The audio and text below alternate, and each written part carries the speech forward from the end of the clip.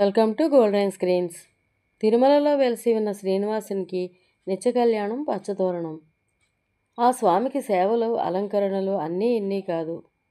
అందులో ఒకటి తోమాల సేవ. శ్రీ వెంకటేశ్వరునికి జరిగే పుష్పాలంకరణనే తోమాల సేవ అంటారు. ఈ పుష్పాలంకరణ శ్రీవారి పాదాలతో ప్రారంభిస్తారు. తిరుమలలో శ్రీనివాసునికి ఆపాదమస్తకం అలంకరించే పూలమాలలకు కొన్ని స్థిరమైన పేర్లు ఉన్నాయి. శ్రీవారి పాదాలపై అలంకరించే పుష్పమాలలను తిరువడి దండలు అంటారు.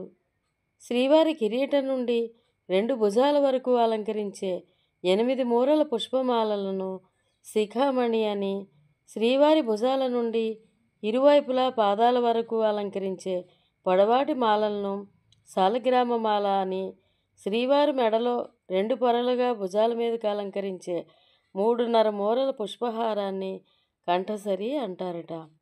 శ్రీవారిని అలంకరించే పూలమాలలు కూడా ఎంతో ప్రత్యేకత ఉంది మరి.